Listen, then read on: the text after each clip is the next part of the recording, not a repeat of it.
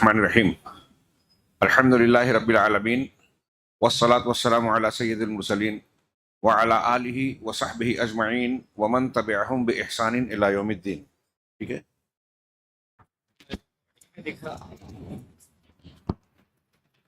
اعوذ باللہ من الشیطان الرجیم. بسم اللہ الرحمن الرحیم. لا یکلف اللہ نفسا الا وسعها لها ما کسبت وعلیہا ما اکتسبت ربنا لا تؤاخذنا ان نسینا او اخطأنا ربنا ولا تحمل علینا اسرا كما حملته على الذین من قبلنا ربنا ولا تحملنا ما لا طاقة لنا به واعف عنا واغفر لنا وارحمنا انت مولانا فانصرنا على القوم الكافرین. محترم حاضرین، کل کے درس میں سورۃ البقرہ میں مذکور بعض احکام و مسائل کا تذکرہ کیا گیا. ان میں کچھ چیزوں کا ذکر نہیں ہوا، جیسے اس میں شراب اور جوئے کی حرمت اور مذمت کا تذکرہ بھی کیا گیا ہے. اس میں یتیموں کے معاملات کی اصلاح اور ان کی دیکھ بھال کا حکم بھی دیا گیا ہے، اور اللہ رب العالمین کی عظمت و کبریائی کا، جیسا کہ ہم نے پہلے درس میں پڑھا آیت الکرسی وغیرہ میں، اس کا بیان بھی موجود ہے. اس سورہ مبارکہ میں اپنی شناخت اور امتیازی حیثیت کو برقرار رکھتے ہوئے اعتدال کو بھی ملحوظ رکھنے کا حکم ہے، جیسا کہ کل فول وجہ کا تحویل قبلہ اور صفا اور مروہ سے متعلق جو احکامات بیان کیے گئے ہیں اس ضمن میں اشارہ کیا گیا. ایک بات جو اس سورہ مبارکہ میں ایک عظیم الشان آیت کریمہ میں لیس البر ان تولوا وجوہکم قبل المشرق والمغرب ولكن البر من آمن باللہ والملائکہ والکتاب والیوم الآخر والملائکہ والنبیین، یہ جو پوری آیت ہے اس کا ترجمہ ملاحظہ فرمائیں کہ ساری اچھائی نیکی صرف یہ نہیں ہے کہ مشرق اور مغرب کی طرف رخ کیا جائے. تحویل قبلہ جب ہوا تو آپ ہنگامہ مچا رہے ہیں کہ بیت المقدس سے بیت الحرام کی طرف رخ کیوں اختیار کر لیا. اس پر بڑا زور دیا جا رہا ہے، اس پر پروپیگنڈا کیا جا رہا تھا. اس کا مختلف جواب دینے اور حکمتوں کو بیان کرنے کے بعد اللہ رب العالمین نے یہ بھی فرمایا کہ مشرق اور مغرب کی طرف آپ رخ کر کے نماز پڑھیں، عبادت کریں. یہ ساری اچھائی نہیں ہے. اصل بنیادی اچھائی، بنیادی بات تو یہ ہے کہ آپ اللہ پر، یوم آخرت پر، ملائکہ پر، فرشتوں پر، مطلب ملائکہ یعنی فرشتوں پر، نبیوں پر ایمان رکھیں، اور مال کی محبت کے باوجود اللہ کے راستے میں مساکین، غرباء، یتیموں، مسکینوں، ابن مسافروں اور حاجت مندوں پر خرچ کریں، نماز قائم کریں، زکوٰۃ دیں، غلام آزاد کریں. یہ آیت کے مفہوم میں یہ چیزیں شامل ہیں. اور دکھ ہو، تنگی ہو، سکھ ہو، ہر حال میں ہر حال میں صبر کریں. یہی وہ لوگ ہیں جو سچے ہیں، اور یہی لوگ متقی ہیں. یہ قرآن متقیوں کے لیے ہدایت ہے. رمضان ہم کو متقی بنانا چاہتا ہے. تو متقی بننا ہے، جہنم سے بچنا ہے، تو آپ کو ان اوصاف کو اختیار کرنا ضروری ہے. ایمانیات کو، عبادات جو اللہ اور رسول نے، شریعت نے بتائے ہیں. اللہ تبارک و تعالیٰ کے اس فرمان میں گویا صاف اشارہ ہے. ایک بہت اہم چیز بیان کی گئی ہے جو آج کے، میں سمجھتا ہوں، موجودہ دور کے مسلمانوں کے لیے بھی بڑی توجہ کی طالب ہے. وہ کیا ہے؟ الاتجاہ لیس کل شیء، کہ آپ کا رخ کرنا، نماز میں آپ کس طرف رخ کر رہے ہیں، یہ حکم تو ہے، ضروری بھی ہے، لیکن سب کچھ یہی نہیں ہے. بلکہ اصل قضیہ یہ ہے کہ آپ اپنی زندگی کے معاملے میں جوہری تبدیلی لا کے ان چیزوں کو اختیار کریں جس کا اللہ نے بنیادی طور سے حکم دیا ہے. یعنی آپ کی زندگی میں ہماگیر اصلاح ہونی چاہیے، اور شریعت کا کامل التزام ہونا چاہیے، اور اس میں خاص طور سے جو بنیادی چیزیں ہیں، ضروری چیزیں ہیں، اس پر توجہ زیادہ ہونا چاہیے. اب اس بیان کو جو کفار، یہود، نصارہ نے شور ہنگامہ مچا رکھا تھا، ارے قبلہ بدل دیا، اس کے جواب میں اللہ نے یہ کہا. اس سے ہمیں یہ سبق ملتا ہے کہ بنیادی اور ضروری چیزوں پر توجہ دی جائے. اس تناظر میں آپ کے جو توجہات ہیں، ترجیحات ہیں، اس پر غور کریں.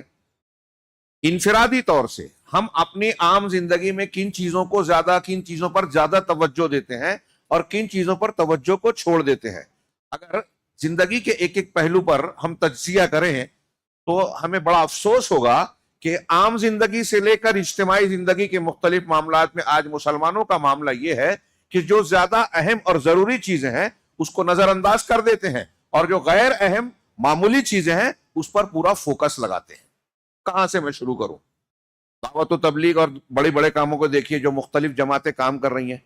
ایک جماعت جو ہے اقامت دین کی بات کرتی ہے، دین کو قائم کرنا، حکومت قائم کرنا. میں کوئی طنز نہیں کر رہا ہوں، اصلاحی بنیاد پر قرآن کی تعلیم کی روشنی میں گفتگو کر رہا ہوں. اب وہ اقامت دین کی جب بات کرتی ہے تو وہ زور دیتی ہے کہ متحد ہو جاؤ، ٹھیک ہے، تفرقہ مت کرو، ٹھیک ہے. تفرقہ کیسے نہیں ہوگا؟ یہاں بگڑ جاتا ہے معاملہ. وہ یہ کہتے ہیں کہ اگر کوئی قبر پرستی والا دین ہے وہ بھی چلے گا، صوفیت والا دین ہے وہ بھی چلے گا، بدعت والا دین ہے وہ بھی چلے گا، شرک کوئی کر رہا ہے وہ بھی چلے گا. شرک کو شرک مت کہو، بدعت کو بدعت مت کہو، سنت کا التزام مت کرو، کوئی منہج کی بات ہی مت کرو ورنہ تفرقہ ہے. کیا یہ دین ہے؟ ان سے سوال ہے کہ آپ دین کو قائم کرنے کی بات کرتے ہیں، بہت ہی سنجیدگی سے، گہرائی سے غور کیجئے. اور میں اس لیے کہہ رہا ہوں، ہمدردی سے کہہ رہا ہوں کہ ایک پوری جماعت، ایک پورا گروپ اپنی طاقت، اپنی صلاحیت، اپنی دولت، بہت کچھ اس پر صرف کرتا ہے اور سمجھتا ہے کہ ہم دین کی خدمت کر رہے ہیں، اور یہی مختلف جماعتوں کا معاملہ ہے. تو اب آپ دین کو قائم کرنے کی بات کرتے ہیں تو کون سا دین؟ اقامت دین برابر ہے، ٹھیک ہے، ان اقیم الدین ولا تتفرقوا فیہ، انبیاء کو اللہ نے یہ حکم دیا، سورہ شورى کی آیت، ٹھیک ہے. تو کون سا دین قائم کرنا ہے؟ اقامت دین. اب دین کیا ہے؟ اقامت دین کی بنیاد تمام انبیاء نے جس دین کو قائم کیا وہ توحید والا ہے. اس لیے میں ایک جملہ بار بار بولتا ہوں کہ اقامت دین اقامت توحید ہے. آپ کے دین میں اگر شرک ہے، شرکیہ چیز کو آپ اجازت دے رہے ہیں تو آپ نے دین کو سمجھا ہی نہیں، دین کو اختیار کیا ہی نہیں، تو آپ قائم کیا کریں گے؟ سوال ہی نہیں ہوتا. اب اس کو جو اہمیت کی حامل چیز ہے، سب سے اہم چیز ہے جو تمام انبیاء نے جس پر زور دیا کہ لا الہ الا اللہ کو اختیار کیا جائے، یعنی توحید خالص کو، اور ہر قسم کے شرک کو عقیدے سے، عمل سے، قول سے ہمارے باہر کیا جائے. یہ تحلیہ ہے، اس کو اختیار کرنا ہے. اور یہ تخلیہ ہے، یعنی شرک اور بدعات یا خرافات، اس کی تخلیہ ہے، اس سے صفائی کرنا لازم ہے. آپ لا الہ الا اللہ بولتے جائیں، شرک کرتے جائیں، کوئی فائدہ نہیں ہے. جہاں یہ اختیار کرنا ہے وہاں اسے چھوڑنا ہے. انبیاء کی دعوت صرف یہ نہیں تھی ان اعبدوا اللہ، کہ اللہ کی عبادت کرو، اسی کے ساتھ فوراً کہا ان اعبدوا اللہ واجتنبوا الطاغوت، کہ اللہ کی عبادت کرو اور طاغوت سے بچو، غیر اللہ کی، اللہ کے علاوہ جن کی بھی عبادت کی جاتی ہے ان کو ترک کرو، ان سے اجتناب کرو. تب آپ کا لا الہ الا اللہ، آپ کی اللہ کی عبادت صحیح اور اللہ کے یہاں قابل قبول ہوگی. یہ سمجھنے کو تیار نہیں ہے. اب دین کو قائم کرنے کے لیے کہاں کہاں زور دیا جا رہا ہے. یہ وہی بات ہوئی کہ مشرق اور مغرب پر زور دے رہے ہیں، اللہ پر، یوم آخرت پر، نبیوں پر ایمان پر زور ہی نہیں ہے. تو آپ ایمان پر جو اللہ کا اصل مطلوب ہے اس کو فراموش کر کے دوسری چیزوں پر پوری قوت صرف کر رہے ہیں. کچھ لوگ ہمارے یہاں جو ہے فضائل پر محنت کرتے ہیں، فضائل فضائل فضائل، مسائل میں مت پڑو. حیرت کی بات ہے، ان کو کوئی سمجھائے کہ آپ اتنی محنت کرتے ہیں، وقت دیتے ہیں، آپ کے اندر ہم یہ سمجھتے ہیں کہ ٹھیک ہے دین کا جذبہ بھی ہو، آپ اللہ کے عذاب سے بچنے کا اور اللہ کے انعام کو حاصل کرنے کا جذبہ رکھتے بھی ہوں، لیکن راستہ آپ کا غلط ہے. آپ جب یہ کہتے ہیں کہ مسائل کو مت دیکھو تو آپ توحید کو نظر انداز کرتے ہیں، جو بنیاد ہے جس کے بغیر آپ کے فضائل بیکار ہیں، بیکار ہیں. میں نے جیسا کہ عرض کیا کہ آپ نے بڑی فضیلت، یہ نفل پڑھ لی، وہ ذکر کر لیا، فلاں نماز پڑھ لی، فلاں روزہ رکھ لیا، چاشت پڑھ لی، تہجد پڑھ لی، اوابین پڑھ لی، فلاں پڑھ لی، ڈھیما پڑھ لی، سب پڑھ لیا، لیکن آپ اللہ کے پاس دعا مانگتے ہیں تو رسول اللہ صلی اللہ علیہ وسلم کے آپ کے تبلیغی نصاب اور فضائل اعمال میں ہے وہ جھوٹی روایت جس میں ہے کہ نبی کریم صلی اللہ علیہ وسلم کا وسیلہ لگا کے حضرت آدم نے دعا مانگی. اب آپ کے مسلک میں یہ ہے کہ نبی کریم صلی اللہ علیہ وسلم کا وسیلہ لگا کر دعا مانگی جا سکتی ہے. آپ کا عقیدہ ہی بگڑا ہوا ہے، تو فضائل کہاں سے ملیں گے؟ ہاں، آپ کسی بھی عالم سے پوچھئے، قرآن سے پوچھئے کہ اگر آپ کے عقیدے میں شرک اکبر آ گیا، شرک اکبر آ گیا تو کیا ہوگا؟ کوئی ایک بھی، آپ کروڑوں کروڑ، کسی دن آپ نے تہجد نہ چھیڑی ہو، ایک رکعت، ایک سجدہ قبول نہیں ہوگا. نبی سے اللہ نے کہا. ابھی ہم کہتے ہیں، جب یہ بات کہتے ہیں تو کچھ لوگ کہتے ہیں ارے ان کے اندر کچھ خوبیاں بھی تو ہے نا. ٹھیک ہے، تو خوبی ہے تو ان کے غلط کو غلط نہ کہا جائے. سمجھیں قرآن کی تعلیم. اللہ نے کیا کہا قرآن میں؟ اللہ اپنے نبی سے خطاب کر کے کہا لئن اشرکت لیحبطن عملک. دھیان دیجئے، یہ منہج ہے ہمارا. اگر آپ نے بھی شرک کیا ہے نبی تو سارے عمل برباد. میں سوال کرتا ہوں وہ لوگ جو یہ بکواس کرتے ہیں کہ ان کی نیکیاں بھی تو ہیں، خرابیاں کیوں، آپ غلطیاں کیوں بتاتے ہو؟ اللہ کے نبی صلی اللہ علیہ وسلم کے اندر کتنی خرابیاں تھیں. اللہ ان سے کہہ رہا ہے، نبی پاک صلی اللہ علیہ وسلم سے جو شرک کر ہی نہیں سکتے تھے. ہم کو اور آپ کو تعلیم دے رہا ہے رب العالمین کہ یہ نبی جو معصوم ہے، جو کوئی غلطی نہیں کر رہے ہیں، اگر یہ بھی شرک کریں ساری نیکیاں برباد. آپ کی ہماری کتنی نیکیاں ہیں، اور آپ شرک پر توجہ ہی نہ دیں، شرک کو بولنے ہی نہ دیں. جو بولتا ہے آپ اس پر الزام لگائیں کہ یہ اختلافی مسئلہ اور تفرقہ پیدا کرتے ہیں. پوری دنیا میں اہل حدیثوں کے تعلق سے یہ ان لوگوں نے پھیلا رکھا ہے کہ یہ لوگ شدت پسند ہیں، یہ انتہا پسند ہے. اگر یہ شدت پسندی ہے تو ہر نبی کو کہیے یہی بات، کیونکہ ہر نبی نے، کسی نبی نے شرک کو برداشت کیا ہی نہیں، اور یہی بنیادی تعلیم ہے. لیس البر ان تولوا وجوہکم کے تحت میں یہ ایک پہلو میں نے بیان کیا. ہماری روزمرہ کی زندگی میں آپ دیکھیے رمضان المبارک آیا ہے، بہت سارے لوگ غیر ضروری مباحث میں جس کا کوئی حاصل نہیں ہے گھنٹوں بحث کرنے میں لگا دیتے ہیں، عمل کچھ نہیں. جس میں وہ ذکر و اذکار کریں، دعائیں مانگیں، تلاوت قرآن کریں تو بہت نیکیاں حاصل کریں گے. لیکن ایسے مسائل پر گفتگو کرتے ہیں جس کا کوئی فائدہ ہے ہی نہیں، جو کر ہی نہیں سکتے. پوری دنیا میں ایک چاند ہونا چاہیے. اگر تھوڑی دیر کے لیے آپ نے ثابت بھی کر لیا، پوری دنیا میں آپ منوا سکتے ہیں کیا؟ جو آپ کا دائرہ ہے ہی نہیں، جو آپ کر ہی نہیں سکتے، اس میں دماغ لگا رہے ہیں، اس میں وقت ضائع کر رہے ہیں. تو پوری اچھائی یہ نہیں ہے کہ مشرق و مغرب کی طرف رخ کیا جائے. اچھائی کیا ہے اس پر دھیان دیجئے. آپ کے لیے فائدہ مند، یہاں قاعدہ ہمیں یہ معلوم پڑا قرآن کی اس ایک آیت کریمہ سے. ہاں، آج کے درس میں اگر یہی چیز ہم زندگی میں اپیل کر لیں، مان لیں تو شاید ہمارے لیے بہت ہی مفید ہوگا انشاءاللہ. اور اللہ ہمیں اس کی توفیق دے کہ ہم زندگی کے امور میں، مختلف مراحل میں، لین دین ہو، شادی بیاہ ہو، ہاں، تجارت ہو، رشتہ جوڑنا اور کاٹنے کا معاملہ ہو، اور دوسرے جتنے بھی معاملات ہیں، ہر مرحلے پہ ہمارے سامنے چوائس آتی ہے، یہ کریں کہ یہ کریں، یہ کریں کہ یہ کریں. تو آپ اس کام کو کریں جو آپ کے لیے زیادہ مفید ہے، شریعت کے حکم کے موافق ہے، جس میں فائدہ زیادہ ہے، نقصان نہیں ہے یا کم ہے. ایسی چیزوں کو اختیار کیجئے. یہ آیت کریمہ زندگی کا بہت بڑا اصول ہمیں دیتی ہے، جس کو اچھے لوگ سمجھنے کے لیے تیار نہیں ہیں. اسی طریقے سے اس سلسلے میں ہمارے سامنے جو کتاب ہے، ایک بحث یہ کی کہ سورہ بقرہ میں ہم دیکھتے ہیں کہ کہیں عقیدہ ہے، پھر بیچ میں دوسرا مسئلہ، پھر احکامات ہیں، پھر جو ہے عبادات کا ذکر ہے، حج ہے، روزہ ہے، درمیان میں جو ہے وہ وصیت کا مسئلہ ہے، ہاں، اور قصاص کا ذکر ہے. اس طریقے سے بیچ میں معاملات ہیں، اخلاقیات ہیں، عبادات ہیں، عقیدہ ہے. ایسا کیوں نہیں کیا کہ نماز، روزہ، حج، زکوٰۃ، عبادات کو ایک ترتیب سے بیان کر دیں، عقیدے کو ایک ترتیب سے بیان کر دیں، اخلاقیات کو ایک ترتیب سے بیان کر دیں، حلال حرام کو ایک ترتیب سے بیان کر دیں؟ ایسا کیوں نہیں کیا؟ تو اس کے کئی جوابات میں سے ایک جواب یہ ہے کہ اس میں یہ باور کیا گیا ہے کہ ہماری شریعت ایک تو یہ کہ کامل اور شامل ہے، تمام زندگی کے تمام پہلوؤں کو گھیرے ہوئے ہے، اور اس میں جو اخلاقیات ہے، ایمانیات ہے، شریعت کے عقائد ہیں، منہج ہے، یہ سب ایک دوسرے سے جڑے ہوئے ہیں، آپس میں مربوط ہے. یہ ہاں، آپ کے اخلاق میں اگر خرابی ہے، آپ یتیم کے ساتھ بدسلوکی کر رہے ہیں، تو اس کا مطلب آپ کے عقیدے میں کمزوری ہے. کیوں کہ اگر آپ اللہ رب العالمین کو اللہ مانتے ہیں، اللہ رب العالمین کی عظمت و کبریائی کے قائل ہیں، اس کی عظمت کے سامنے جھکنے والے ہیں، تو جیسے ہی اللہ نے کہا یتیم کے ساتھ حسن سلوک کرو، آپ فوراً سر جھکا دیں گے، مانیں گے. آپ نہیں مان رہے ہیں، اس کا مطلب اللہ کی بات کو آپ اہمیت نہیں دے رہے ہیں، قبول نہیں کر رہے ہیں. یہ آپ کے توحید کی کمزوری ہے. اللہ رب العالمین کے تعلق سے آپ کی عظمت و کبریائی اور اس کے حق کی ترجیح دینے کا جو پہلو ہے، اس میں کمزوری ہے. اب دیکھیے کہ سیدنا ابراہیم علیہ السلام کی زندگی میں ختنہ کرنے کے لیے 80 سال کی عمر میں کہا گیا، کر دیا.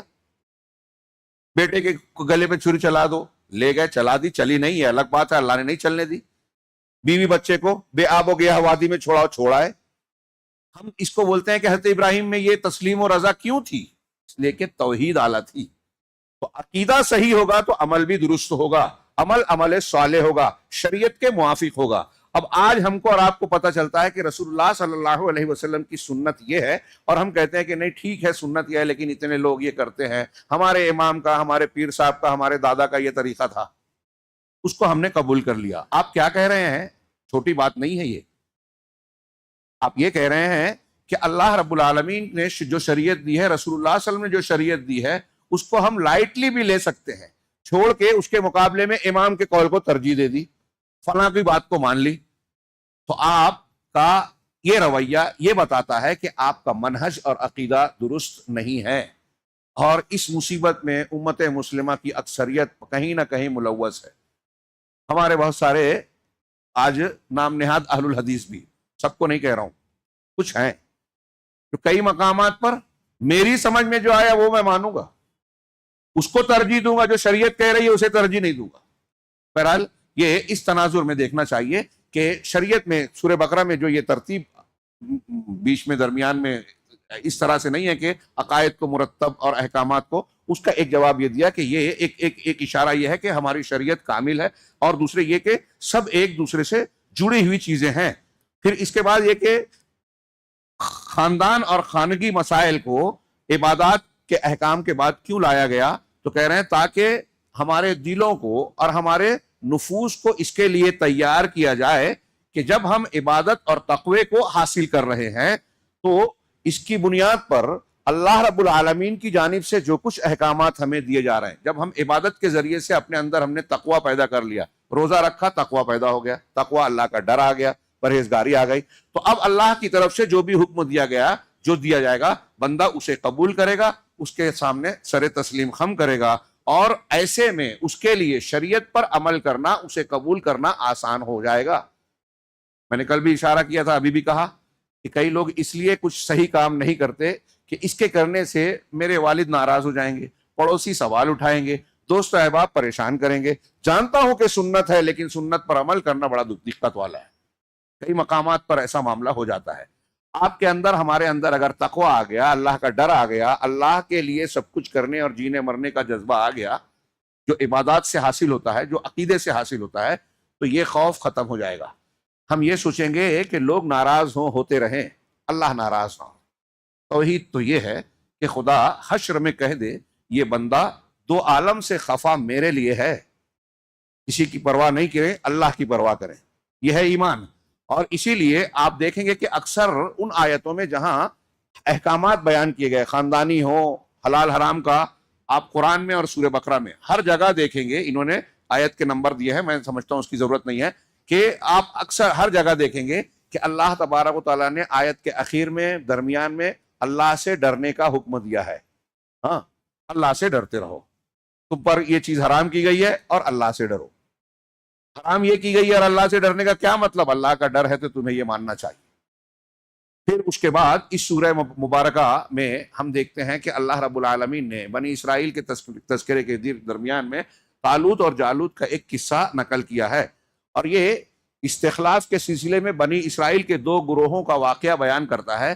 ایک گروہ میدان میں کام کرتے ہوئے ناکامیابی کا شکار ہوا، مقابلے میں شکست سے دوچار ہوا، اور ایک گروہ فتح پایا. جو شکست کھانے والا ہے وہ دشمن سے خوف اور مقابلے میں پیٹھ دکھانے کے ساتھ ساتھ اس نے اپنے نبی کی نافرمانی کی. نبی کی نافرمانی کے نتیجے میں اس کے اندر بزدلی آئی، اس کے اندر جو ہے کمزوری آئی. نتیجہ یہ نکلا کہ وہ دشمن سے ہار گیا، شکست سے دوچار آیا. ہاں، عام طور سے دنیا کے لوگوں کا ایک معیار رہا ہے، آج بھی بہت سارے لوگ اسی طور پر سوچتے ہیں کہ جنگ میں، مقابلے میں فتح اور شکست کی بنیاد مادی اسباب ہیں، کس کے پاس کتنی تعداد ہے، ہتھیار ہے، ٹیکنالوجی ہے، کوئی کامیاب ہوتا ہے. ہاں، لیکن اس بات کو فراموش کر دیتے ہیں کہ ان اسباب کے مقابلے میں ربانی ایمانی اسباب بھی ہیں. میں اکثر دروس میں یہ بات کہتا ہوں کہ ہمارے یہاں جب اللہ کے رسول صلی اللہ علیہ وسلم کی حدیثیں ہم پڑھتے ہیں کہ آپ جیسے قرآن کی آیت ہی پڑھیں، وَمَن يَتَّقِ اللَّهَ يَجْعَل لَّهُ مَخْرَجًا، جو تقوی اختیار کرے گا اللہ اس کو ہر مصیبت سے نکلنے کا راستہ دے گا. وَيَرْزُقْهُ مِنْ حَيْثُ لَا يَحْتَسِبُ، اور ایسے راستے سے روزی دے گا جہاں سے وہ سوچ بھی نہیں سکتا، گمان بھی نہیں کر سکتا. آج کی نئی نسل کے سامنے جب اس قسم کی باتیں پیش کی جاتی ہے تو وہ علماء کرام کو کوستے ہیں کہ بھائی امریکہ، یورپ، اسرائیل جدید ہتھیار سے، منصوبوں سے، اور کیسے کیسے جو ہے مسلمانوں کو گھیر رہا ہے، ہتھیاروں سے قتل کر رہا ہے، خاتمہ کر رہا ہے، یہ کر رہا ہے، وہ کر رہا ہے. اور مولوی صاحب دعا کی بات کرتے ہیں، مولوی صاحب تقوی اور توحید کی بات کرتے ہیں۔ وہ اسباب اپنی جگہ اہمیت رکھتے ہیں، لیکن ان اسباب کے مقابلے میں زیادہ اہم ایمانی سبب ہے، روحانی ذریعہ اور طاقت اور قوت ہے۔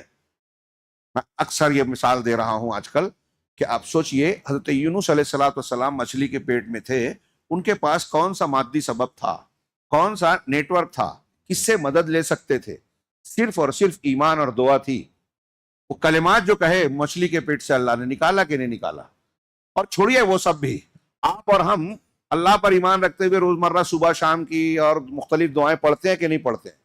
جب ہم کہتے ہیں اللہ روزی دے، جب ہم کہتے ہیں اللہ رب العالمین مجھ کو بیماریوں سے بچا، ہمیں یہ عطا فرما اور اس مصیبت سے بچا، تو جب ہم مانتے ہیں تو کیا یہ دعا مانگتے ہوئے ہم یہ سمجھتے ہیں کہ اللہ یہ نہیں کرے گا جو ہم مانگ رہے ہیں؟ کر نہیں سکتا۔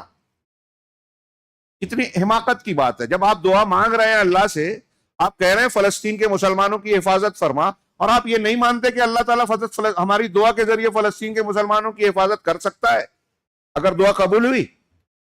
اگر آپ نہیں مانتے ایسا تو دعا کیوں کر رہے ہیں؟ اور دعا کر رہے ہیں تو اس کا مطلب آپ کو یہ ماننا چاہیے کہ اللہ ہماری دعا قبول کر لے گا، تو یہ کر سکتا ہے، اس کی قدرت سے باہر کچھ بھی نہیں ہے۔ تو روحانی اسباب کو لوگ فراموش کر جاتے ہیں۔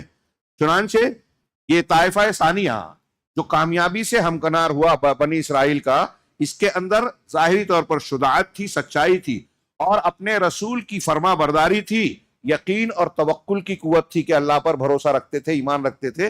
طالوت اور جالوت کا واقعہ پڑھیے، اس میں وقتل داؤد و جالوت ہے نا، داؤد نے جالوت کو قتل کیا، اور بعد میں حضرت داؤد علیہ السلام نبوت اور بادشاہت سے سرفراز ہوئے۔ حضرت داؤد اس طالوت اور جالوت کے قصے میں اللہ نے جو بیان کیا ہے ہمارے لیے بہت، آج کے ماحول میں بھی بہت بڑے دروس اور سبق ہیں۔ ہاں، اسی میں یہ بھی ذکر ہے کہ انہوں نے اپنے نبی سے کہا کہ اللہ سے کہو کہ ہم پر جو ہے ایک بادشاہ مقرر کر دی۔ اب اللہ نے جب فیصلہ کیا اور نبی نے ان کو سنایا کہ اللہ نے تمہارے لیے طالوت کو نبی بنایا ہے، تو کہتے ہیں انا یکون لہ الملک ولم یؤت سعۃ من المال۔ ارے اس کو بادشاہت کیسے ملے گی جبکہ اس کو زیادہ مال دولت بھی نہیں ملا ہے؟ غور کیجئے کہ وہ کیا کہنا چاہ رہے ہیں کہ بادشاہ یا بڑا آدمی وہی ہوگا جس کے پاس دنیاوی اسباب اور دولت ہو۔ یہ امریکن صدر پریسیڈنٹ ہی نہیں ہے کہ جو دولت مند ہوگا، کروڑ پتی ہوگا، وہی اس کا اہل ہوگا۔ اللہ رب العالمین نے کہا، اللہ کے نبی نے ان کو جواب دیا جو نبی تھے کہ نہیں، اللہ کا یہ حکم ہے، اللہ نے تمہارے لیے اس کو بادشاہ چنا ہے، اور اس کو زادہ بسطۃ فی العلم والجسم، اس کو علم میں اور جسم میں کشادگی عطا کی ہے۔ یعنی علم میں روحانی طور سے قوت ہے، جسم میں صحت مندی ہے۔ یہ سب سے بڑی دولت ہے۔ علم سب سے اونچا مقام رکھنے کے لیے یا اونچے معیار کے لیے علم ضروری ہے۔ اللہ نے اسے علم عطا کیا ہے اور قوت بدن اور اچھی صحت عطا فرمائی ہے، بسطن فی الجسم بنایا ہے، کشادہ بدن بنایا ہے، لہٰذا اس لیے تمہارے اوپر بادشاہ بنایا گیا ہے۔ اس قصے میں قتال کی اہمیت بھی بتائی گئی ہے، اور منہج کی حمایت، اور کہ ہم طریقہ کار جو ہمارا صحیح راستہ ہے اس کی حفاظت کرنی چاہیے، اللہ کی مدد چاہیے۔ تو ہم بدعت و خرافات کریں تو اللہ کی مدد کی امید مت رکھیے۔ ہاں، اور یہ کہ جو لوگ بزدل ہیں، دوسروں سے ڈرتے ہیں، حالات کے نشیب و فراز آنے میں جن کے حوصلے اور ہمت ٹوٹ جاتی ہے، وہ اس لائق نہیں ہے کہ ان کو ذمہ داریاں سونپی جائے۔ ہمارا امیر، ہمارا بڑا اگر ایسا ہو جو خود ڈرپوک ہو تو قوم کو بھی مشکل حالات میں بجائے حوصلہ دینے کے اور ڈرا دے گا۔ ہاں، چنانچہ ایسے لوگوں کو بنانا چاہیے جن کے اندر حوصلہ ہو، مشکل حالات میں بھی جو مقابلہ کرنے اور سامنا کرنے کی حیثیت رکھتے ہوں، اور ربانی امانت کو ادا کرنے کے جذبہ جن کے اندر ہو۔ پھر سورہ مبارکہ نے اس کے بعد مالی امور اور اقتصادی امور کی شریعت بیان کی، تشریع اور احکامات بیان کیے۔ سورہ بقرہ میں کل جو تلاوت کی گئی آیت الکرسی، اور اس کے بعد جو انفاق کا اس سے پہلے اور اس کے بعد کی آیتوں میں لمبا ذکر ہے، بڑے اہم مسائل ہیں۔ اللہ کے راستے میں خرچ کرو، اس دن کے آنے سے پہلے جس دن کوئی لین دین نہیں ہوگا، دوستی نہیں ہوگی، اور نہ کسی کی کوئی مدد کر پائے گا، کوئی سفارشی نہیں ہوگا، کوئی مدد نہیں ملے گی۔ اس دن سے پہلے اللہ کے راستے میں خرچ کرو۔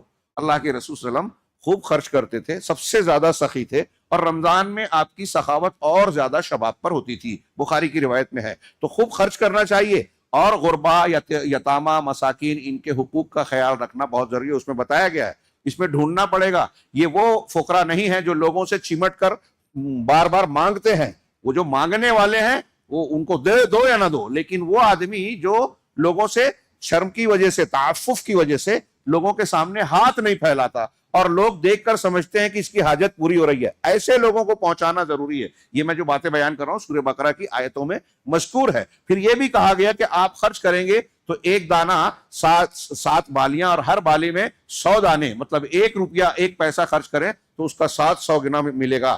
مثل الذین ينفقون اموالهم فی سبیل اللہ کمثل سنبلۃ انبتت 7 سنابل فی کل سنبلۃ 100 حبہ.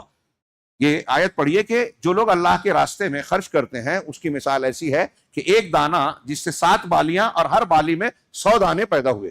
واللہ یضاعف لمن، اور اللہ جس کو چاہے اور بڑھا کر اجر و ثواب دے گا. یہ اللہ رب العالمین کا ہے. تو خرچ کی تلقین کی، غربا اور مساکین کے حقوق کی تلقین کی. سماج اور معاشرے میں توازن، ایک دوسرے سے محبت کے لیے بہت ضروری ہے کہ ہمارے گھر میں، ہمارے سماج میں کسی کے گھر فاقہ نہ ہو. اللہ کے نبی صلی اللہ علیہ وسلم کی وہ حدیث یاد کیجئے کہ اللہ تبارک تعالیٰ قیامت کے دن کسی سے پوچھے گا کہ میں بھوکا تھا، تو نے کھانا نہیں کھلایا. کہے گا کہ تو رب العالمین ہے، تو کیسے بھوکا رہ سکتا ہے؟ کہا تیرے پڑوس میں میرا فلاں بندہ بھوکا تھا، تیرے پاس کھانے کے سامان تھے، کھلا سکتا تھا، لیکن تو نے کھلایا نہیں. اگر تو اسے کھلا دیتا تو مجھے کھلاتا. یہی بات یہ بھی کسی سے کہے گا کہ میں ننگا تھا، تو نے کپڑا نہیں پہنایا، میں مریض تھا، بیمار تھا، تو نے عیادت نہیں کی. تو اللہ کو ڈھونڈنا ہے تو اپنے گرد و پیش میں حاجت مندوں کی حاجت براری کیجئے. آپ چاہتے ہیں، ہم چاہتے ہیں کہ اللہ ہم پر رحم کرے، کشادگی کرے، تو ہم اپنے سے کمزور لوگوں کے حقوق کا، ان کے معاملات کا خیال کریں. یہ بہت ہی واضح طور سے قرآن و حدیث میں بیان کی گئی، بار بار ذکر کی گئی تعلیم ہے. پھر اس ضمن میں یہ بھی کہا گیا کہ لا تبطلوا صدقاتکم بالمن والاذی. سورہ بقرہ ہی کی آیت میں ضمن میں نے بیچ کا حصہ پڑھا کہ تم اپنے صدقات کو، اپنے خیرات اور صدقات کو احسان جتا کر اور تکلیف دے کر ضائع مت کرو. کہ جس پر آپ نے خرچ کیا ہے اس پر احسان جتاؤ، ارے میں نے تیرے ساتھ یہ کیا تھا، یا اس کو اذیت دو، لوگوں میں رسوا کرو، اس کا استعمال کرنے کی کوشش کرو. تو احسان جتا کر یا ان کو تکلیف دے کر اگر تم نے ایسا کیا تو جو کچھ تم نے خرچ کیا ہے وہ ضائع ہو جائے گا، اس کا اجر و ثواب نہیں ملے گا. انفاق کا ایک طرف حکم دیا، اور پھر اس کے فوراً بعد جو ہے اللہ تبارک و تعالیٰ نے بڑی شدت کے ساتھ انفاق کی تفصیل بیان کی، تفصیلی احکامات، اور اس کے بعد بڑی شدت کے ساتھ سودی لین دین کی حرمت بیان کی. حرم اللہ الربا واحل اللہ البیع وحرم الربا. اسی بقرہ ہی میں نا کہ اللہ نے البیع کو، لین دین کو حلال کیا، اور الربا کو، سود کو حرام کیا. اور یہ کہتے ہیں کہ ان الربا کیا ہے، سود جو ہے لین دین کی سودے کی طرح ہے. اس سے پہلے کی آیت میں کہا کہ لوگ یہ کہہ رہے ہیں، یہ مشرک کافر مخالفین، جبکہ اللہ نے سودے کو، لین دین کو، تجارت کو حلال کیا اور سودی لین دین کو حرام کیا. اب آج دیکھیے کہ پوری دنیا کی معیشت سودی کاروبار میں لپٹی ہوئی ہے، اور سود کی نحوست سے معاشی تنگی، بے روزگاری، کساد بازاری، پریشانیوں سے انتہائی شدت سے جوجھ رہی ہے. ہمارا ملک بھی اس پہ سر فہرست ہے. ابھی لوگ خبر آ رہی ہے اسٹاک ایکسچینج گر گیا، دھڑام ہو گیا، فلاں یہ ہو گیا، ڈھیما ہو گیا. اب وہ اسٹاک ایکسچینج کا تو معاملہ ہی بگڑا ہوا ہے، پورا کا پورا بینکنگ سسٹم اور وہ جو پوری عالمی سطح پر چل رہا ہے سودی نظام ہے. اللہ نے اس میں اتنی شدت سے اس کو منع کیا کہ اب بھی جو شخص اس کو لین دین کو نہیں چھوڑے گا فَأَذَنُوا بِحَرْبٍ مِّنَ اللَّهِ وَرَسُولِهِ، اللہ اور اس کے رسول سے جنگ کا اعلان کر دے. سوچئے تھوڑی دیر کے لیے، ہم مسلمان یہ پڑھتے ہیں، جانتے ہیں، اور سودی لین دین اس کے باوجود کر رہے ہیں. وہ ایکسیپشنل معاملہ جہاں مجبور ہے، آدمی بچنا چاہتا ہے، لیکن بینک میں اکاؤنٹ ہے اور وہ معاملہ ہو جا رہا ہے، یہ میں اس کی بحث نہیں کر رہا ہوں، وہاں وہ معذور ہے. جو جان بوجھ کر، سمجھ بوجھ کر اس کو اختیار کیے ہوئے، قرآن کی آیت کے مطابق وہ اللہ سے، اس کے رسول سے جنگ کا اعلان کر رہا ہے. اب اگر نتن یاہو نہیں حملہ کر رہا ہے، کوئی فرقہ پرست ہجومی تشدد میں کسی مسلمان کو مار رہا ہے جو سودی لین دین کر رہا ہے، کوئی سانپ بچھو ڈس رہا ہے، شیر پھاڑ کے کھا رہا ہے، کسی اور طریقے سے حملہ ہو رہا ہے، تو ہم نے تو جنگ کا اعلان کر رکھا ہے اللہ سے. تو اللہ کی مخلوق میں سے اللہ کسی کو بھی مسلط کر دے. وَمَا يَعْلَمُ جُنُودَ رَبِّكَ إِلَّا هُوَ، تمہارے پروردگار کے لشکر کو اس کے سوا کوئی نہیں جانتا. ایک چونٹی بھی آپ کو کاٹ سکتی ہے، ہلاک کر سکتی ہے. سانپ بچھو، شیر اور درندے بھی، انسان بھی مسلط ہو سکتے ہیں، ہمارے دشمن بھی مسلط ہو سکتے ہیں، وہ یہودی ہوں، فرقہ پرست ہوں، یا کوئی اور ہو. تو ہم کیوں شکوہ شکایت کریں؟ اللہ رب العالمین نے جب کہا ہے کہ میں اکثر کہتا ہوں مسلمان ہم روتے چیختے چلاتے ہیں. یہ بتائیے قرآن و حدیث میں اللہ نے جن چیزوں پر یہ بتایا کہ یہ کرو گے تو اللہ کا عذاب آئے گا، ہاں بہت سی چیزیں، ایک لسٹ بنائیے، اور ایک لسٹ بنائیے کہ یہ کرو گے تو اللہ کی مدد، رحمت، نصرت، حفاظت ملے گی. اور پھر آپ غور کیجئے، جائزہ لیجئے کہ ہم اور آپ، ہمارا سماج اور معاشرہ، مسلمانوں کی اکثریت وہ کام اور عقیدہ اختیار کر رہی ہے زیادہ جو عذاب کو دعوت دیتے ہیں، یا وہ کام اور عقیدہ اختیار کر رہی ہے جو رحمت اور نصرت کو کا حقدار بناتی ہے. تو میں بہت ہی سرل انداز میں کہوں گا کہ عام آدمی بھی آسانی سے اس نتیجے پہ پہنچے گا کہ مسلمانوں کی اکثریت عقیدے میں، عمل میں ان چیزوں کو اختیار کرتی ہے جو اللہ کے عذاب کو دعوت دیتی ہے. یہ تو اللہ کا رحم و کرم ہے. الرحمن الرحیم کی رحمت عامہ ہے اور خاصہ ہے کہ وہ ہمیں ڈھیل پہ ڈھیل دیا جا رہا ہے، موقع پہ موقع دے رہا ہے. تو اللہ تبارک و تعالیٰ نے سود کو حرام کیا اور بتایا کہ یہ اکبر الکبائر میں سے ہے. حدیث میں ہے، کچھ لوگ اس کو ضعیف کہتے ہیں لیکن مقبول درجے کو پہنچتی ہے کہ سود کے 70 درجات ہیں، اس کی قباحت، شناعت اور گھناؤنے پن کے، اور سب سے کم درجہ یہ ہے کہ آدمی اپنی ماں کے ساتھ بدکاری کرے. کتنی گھناؤنی چیز ہے، اور آج اسے لوگ اختیار کر رہے ہیں اور کہتے ہیں کہ اس سے ترقی ملے گی. حالانکہ اللہ نے کہا ایمان ہوتا تو یہ نہیں کہتا مسلمان یمحق اللہ الربا ویربی الصدقات، اللہ سود کو مٹاتا ہے اور صدقات کو بڑھاتا ہے. صدقات کے ذریعے سے مالی مسائل حل کیجئے، لین دین کے ذریعے سے، صدقہ و خیرات، زکوٰۃ کے ذریعے سے سود کا خاتمہ کیجئے. اور پھر اسی کے ساتھ ان آیتوں کے فوراً بعد انفاق اور سود کا جہاں ذکر ہے، اللہ تبارک و تعالیٰ نے آخر میں سورہ بقرہ میں آیت مداینہ بیان کی، قرض کا لین دین. یا ایھا الذین آمنوا اذا تداینتم بدین الی اجل مسمی فاکتبوہ ولیکتب بینکم کاتب بالعدل. پوری آیت قرآن کی سب سے لمبی آیت ہے، اور کون سا مضمون ہے اس میں؟ قرض کا لین دین. کہ اے ایمان والو، جب تم آپس میں قرض کا لین دین کرو، اذا تداینتم بدین، دین کو، قرض کو آپس میں لین دین کرو تو، اور ایک مقررہ مدت تک، فاکتبوہ، تو اسے لکھ لیا کرو. دیکھیے سود کو حرام کیا. اب آدمی پوچھتا ہے کہ اب اگر سودی میں نہیں لوں گا، بینک سے نہیں لوں گا تو میرا کام کیسے چلے گا؟ گھر میں آپریشن آ گیا، بیماری ہے، میرے پاس پیسے نہیں ہے. تو اللہ تعالیٰ حکم دے رہا ہے، پہلے تو کہا صدقہ و خیرات کرو، زکوٰۃ سے مدد کرو، بیت المال کا سسٹم ہونا چاہیے. صحیح سسٹم ہوگا تو بہت بڑے بڑے کام اس سے ہو جائیں گے. لیکن ہم اسلام پر پورا عمل نہیں کرتے اور اسلام کی برکتیں نہ ملنے کا رونا روتے ہیں. پھر دوسرا ایک بدل بتایا کہ اگر صدقہ و خیرات نہیں مل رہا ہے تو قرض کا لین دین ہونا چاہیے.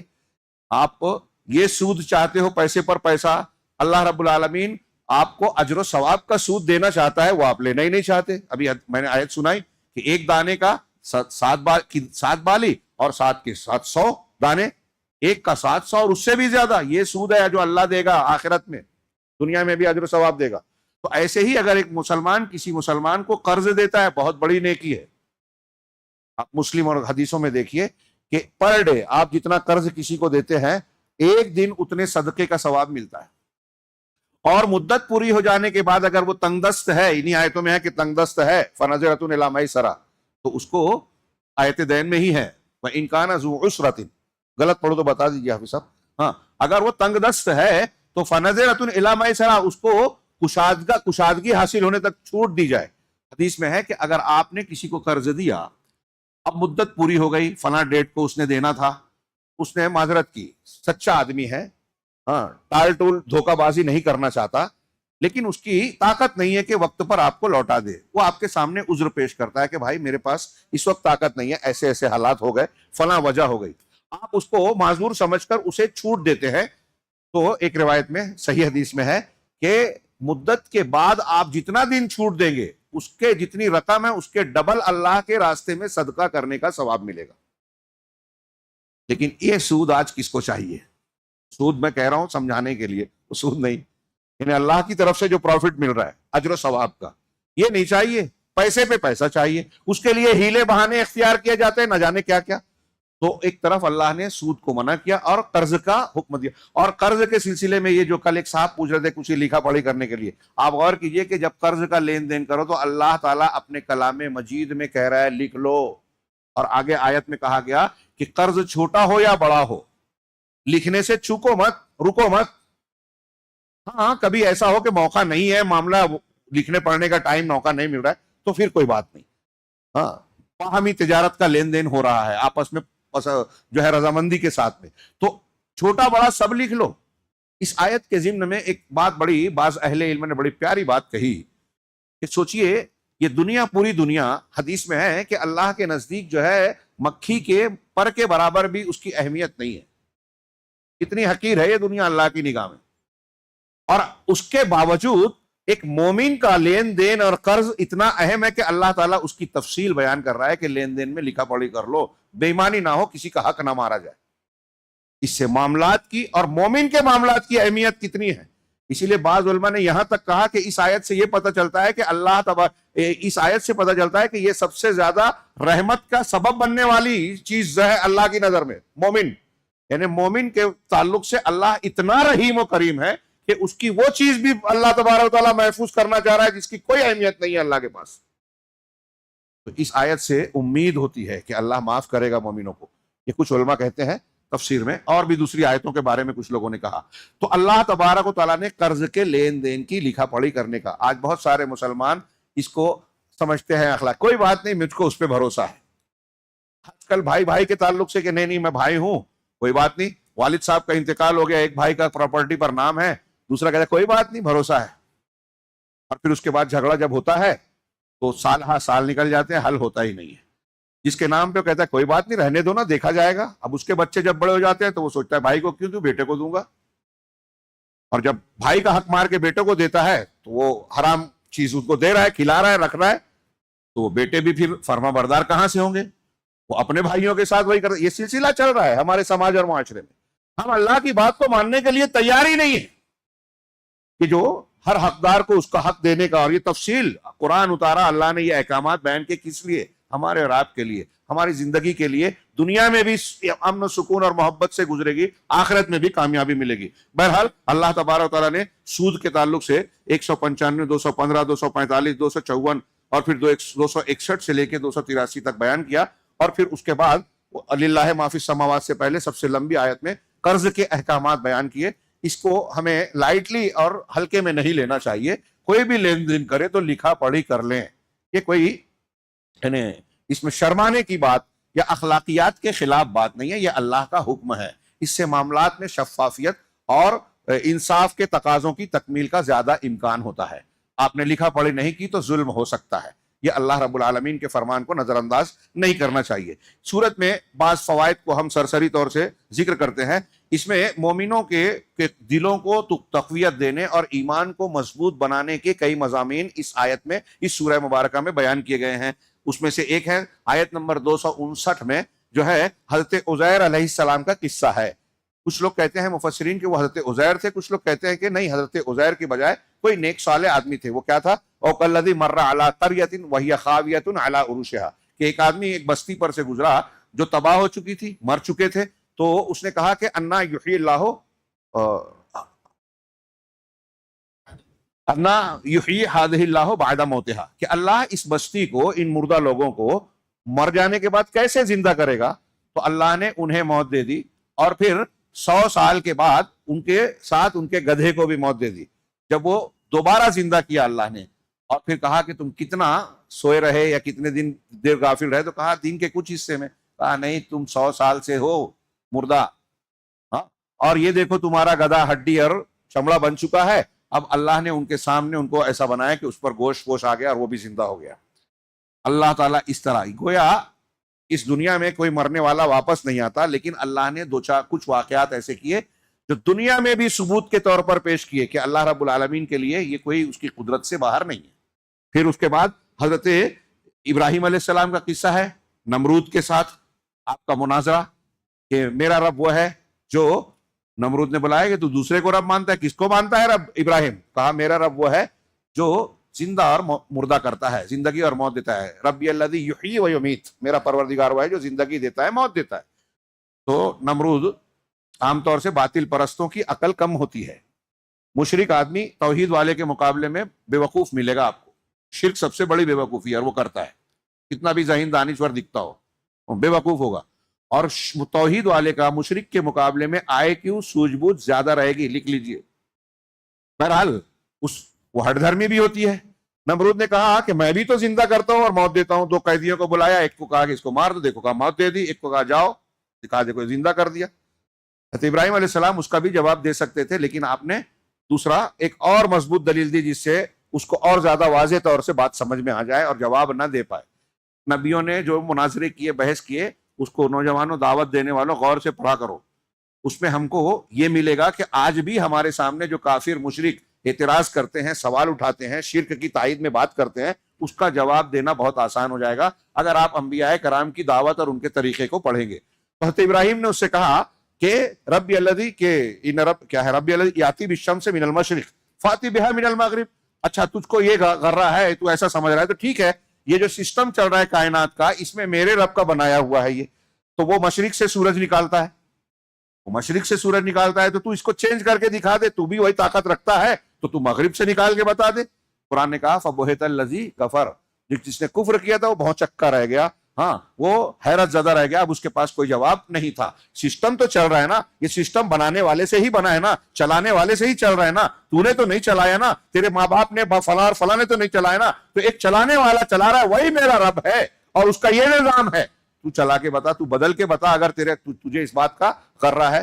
तो इसमें वो खामोश हो गया, तौहीद की दलील मिली, इससे यकीन को ताज़गी मिलती है। फिर हज़रत इब्राहिम अलैहिस्सलाम ही का किस्सा 260 नंबर की आयत में यह है कि उन्होंने अल्लाह से इल्तिजा की, रब्बे अरनी कैफ़ तुह्यिल मौता, परवरदिगार मुझे दिखा, मैं देखना चाहता हूं कि तू मुर्दों को कैसे जिंदा करता है। अल्लाह ने पूछा अवलम तुमिन, क्या तू ईमान नहीं रखता? काला बला वलाकिन लियत्मइन्ना क़ल्बी, नहीं नहीं अल्लाह ताला मैं इनकार नहीं करता, लेकिन इसलिए सवाल कर रहा हूं ताकि मेरे दिल को इत्मीनान हासिल हो। इसका मतलब यह हुआ कि आप और हम जो चीज मानते हैं, कुछ लोग कुरान पढ़ने से और इससे गुरेज करते हैं, बहुत मालूमात है हमें, जो चीज हम जानते हैं मानते हैं, उसमें अगर मजीद इल्म हासिल हो तो इत्मीनान कल्ब और ईमान में इजाफा होता है। मालूम चीजों को और ज्यादा अच्छे तरीके से माने और इल्म में बढ़ाएं, इल्म ज्यादा हासिल करें, तो इल्म की ज्यादती से सुकून और ईमान में ज्यादती होती है। हज़रत इब्राहिम अलैहिस्सलाम ने यही किया। हज़रत इब्राहिम ने जो कहा था, शक नहीं किया था, इसीलिए अल्लाह के रसूल सल्लल्लाहु अलैहि वसल्लम ने कहा कि नहनु अहक्कु बिश्शक मिन इब्राहिम, हम शक में इब्राहिम के शक के मामले में इब्राहिम से ज्यादा शक के रवादार और हकदार हैं। क्या मतलब कि इब्राहिम अलैहिस्सलाम ने जो सवाल किया था, शक नहीं किया था। क्या हम और आप शक करते हैं अल्लाह की उलूहियत में? जब हम नहीं करते तो इब्राहिम बदरजे औला नहीं कर सकते, ये अल्लाह के रसूल फरमाना चाहते हैं।